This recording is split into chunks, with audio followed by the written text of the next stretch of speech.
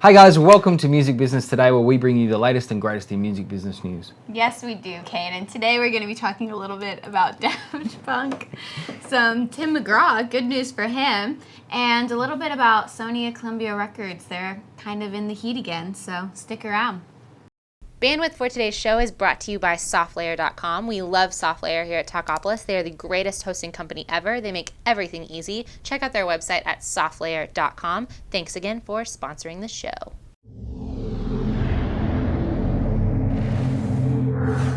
Hi guys, welcome back to Music Business Today. I'm Kane Harrison. And I am Hannah Renee. And first up, Daft Punk has announced their follow-up to their Get Lucky single that did so well. This next one is called Lose Yourself to Dance. It's going to be on their Random Access Memories album, and that is set to come out. It has a focus date of September 23rd in the UK. They haven't announced for the US yet, but I'm assuming. And Pharrell Williams is going to jump on the vocals and do a bit of co-writing, or has done a bit of co-writing, which is cool. But their last album sold like it was over 1 million copies, so it was a big in like 3 deal. days or something. Crazy, Yeah. really cool. I'd be okay with that. Most people would be nowadays. I mean, people just don't sell music like that at all. Moving along to another story about Pulse Locker, who I'd never heard of before until we started to do this story. You've never heard of it? It's not a person. The program. It is a streaming and download service for DJs, and it launches to the web. And it's actually not a bad idea because it states in here that users pay a monthly subscription to be a part of it. And it streams a bunch of services, over 4 million tracks, and they are limited to how many tracks they can use. I imagine it would be a part of their subscription. But the site is an interesting cross between something like Spotify and a cloud service, I guess, kind of like a SoundCloud-ish type service, but they're going to use and integrate a Dropbox. So that means, for the people who don't know what Dropbox is, it kind of like is like a you send. It means you can put a really big file into something and people can manipulate it and send it back and forth.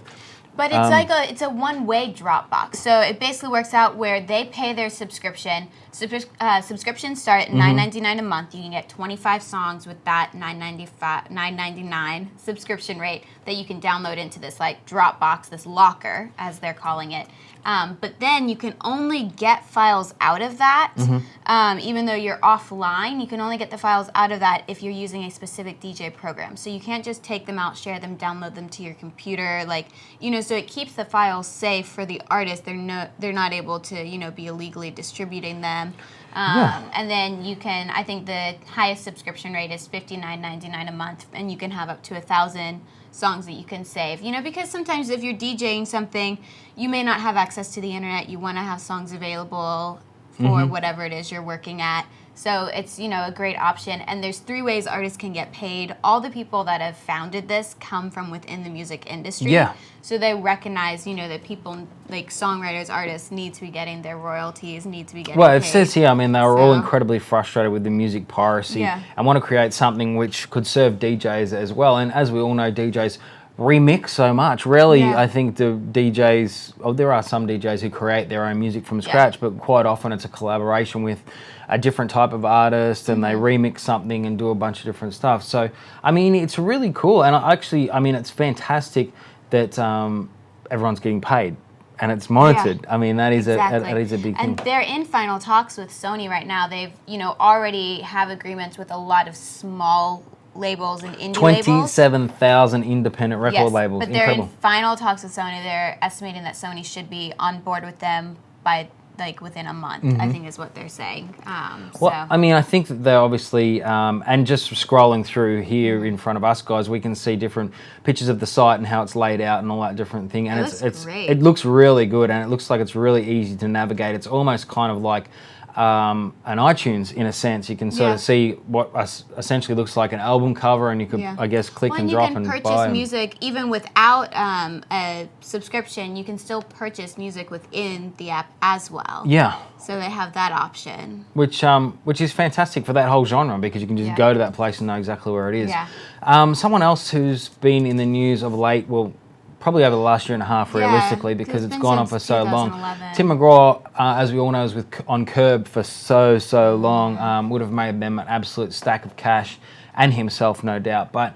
it ended pretty dramatically and abruptly in that they were holding on to Tim and saying that they had to give him another, he had to give them another record to release, and he didn't really want to do that. And then, so Tim broke away from them, and there was some copyright infringements and things, and ended up signing under Big Machine, one of the labels underneath that, and went on to make some different things. But this case still rolls on. I mean, it seems to be never ending. It was back in the Tennessee federal judge stopped one of 2 lawsuits that Colbert had filed against Tim McGraw because of, he did that on Friday. But the dispute, as it says here, dates back to May 2011 when Colbert filed a breach of contract lawsuit in Tennessee State Court.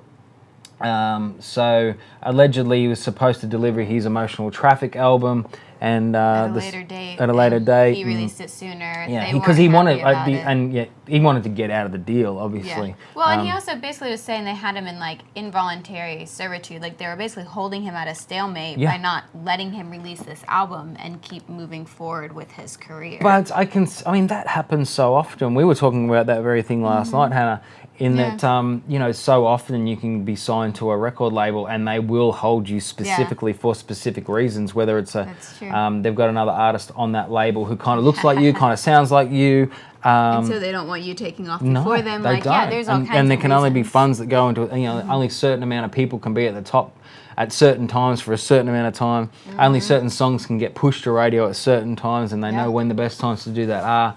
It's just astonishing, I think, to everyone that happened to Tim McGraw as well. Because he's such a huge the superstar name. Yeah. Everyone knows that name. And he kind of, I mean, it was probably sort of hidden away for a while, but when this came out, then he moved on to Big Machine, and it's just been on the up and up since then. I mean, the Taylor Swift, Keith Urban song and all that sort of stuff. So he's found his label, he's found his home, and I'm sure it will all go away, and he will continue to. Well, I mean, he got the first one dismissed, so that's awesome. So we'll see what happens, with the second one, which hopefully will be coming to an end soon. I mean, it's been at it for like 2 years. Nearly 2 years, yeah. So, well, people who like Stephen Colbert recently, I'm sure, saw the episode where Daft Punk was supposed to appear, and they never showed up.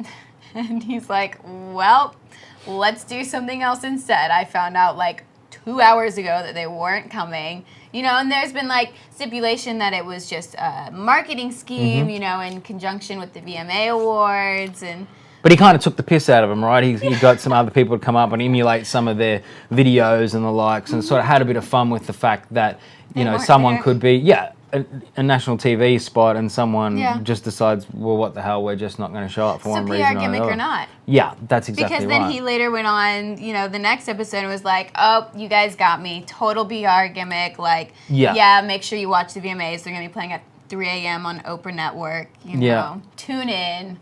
So he sort of got him back in a big way. Yeah. Because, there was other networks who called him out and sort of said it was a massive scam just to promote this and that. It's like, I don't know, it could be. Yeah. And he could just totally be being funny about it. Or maybe it's not. And maybe he's just like, no, seriously, guys. Well, he just took the joke. piss out of them completely. And he did say that they would be airing it.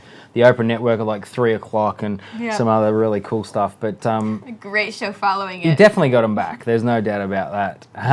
So we'll call, did you know this, Hannah? And I know we have to hurry along. Hannah gave me the word before this show. She has to pick a friend up from the airport. So I have to take them to the airport. I'll take them to the airport. So we're going to have to really hurry along. So we'll roll through this just for Hannah's sake. But Will Call raised $1.2 million in their latest funding round.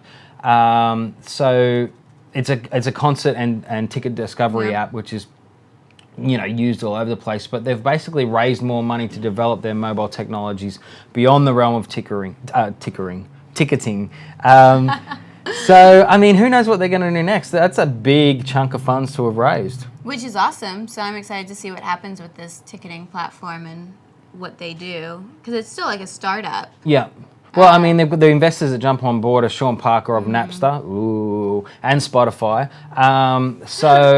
And a couple of other cool people from Red Light Management and ATO Records. So a bunch of people that are in the industry and know what people want, know what artists want as well. And so obviously they're moving this in a big way.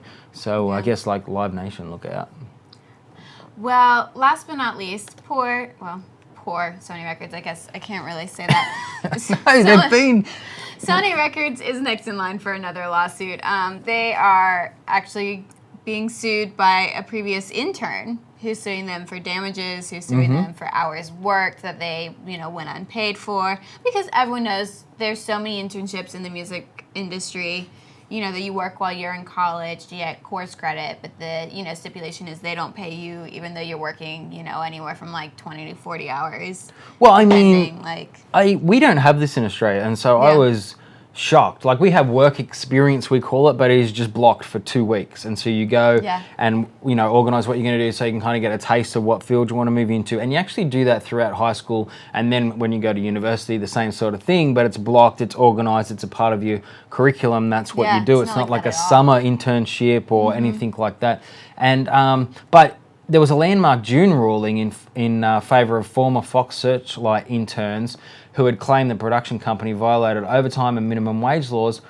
And I can see why. I'm so glad this has come to the surface because, I mean, you can just go and say, you can basically advertise on Craigslist that you want an intern that will come in and work for you for nothing for an extended period of time. I mean, it's just outrageous. And I understand it as part of a course program as experience. Like instead of you taking, this class for 3 hours a day, 3 days a week, you can go and intern at this company and actually get real life experience. Like, I think that's great, but I think it's gone so far from what it originated as, and now it's literally just like, free labor. We need someone to do the brunt work, so we'll call it an internship so that it seems legal. And well, my perception of it, as I say, someone coming from a different country coming here, is that people would go and do an internship in the hope that either they end up in that field or they end up at that company. Yeah, that I mean, you can kind of, which so often doesn't happen. Yeah, that's exactly right. And I think it's not like we're talking here about,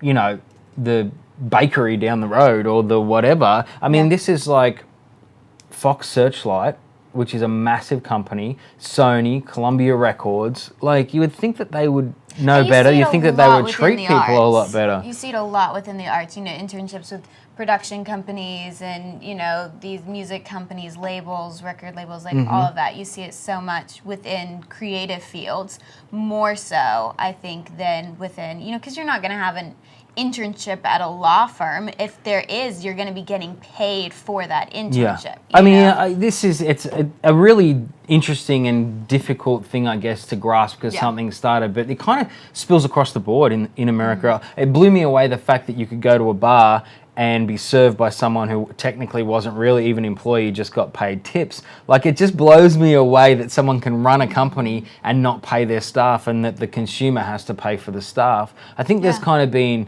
ground rules set a long, long time ago that, some people have started to abuse, and it kind of needs to be nipped in the bud.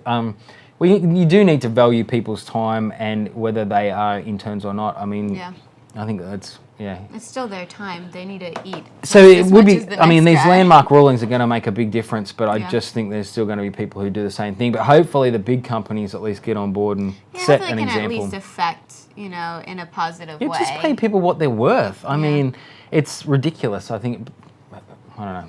That's my soapbox for the day. We always seem to find one of those. We do. Why not? We've got to be opinionated as well. Hopefully we're on the right side.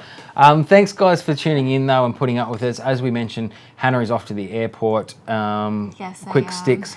So we will see you guys next time on Music Business. Well, how can they find us? Well, they know how to find us. We tell them all the time. Are you sure? What if there's a new person watching today? Well, what about if we don't tell them and see if they can find us for next time? Okay, that's the challenge. We'll see you guys next time. See you guys.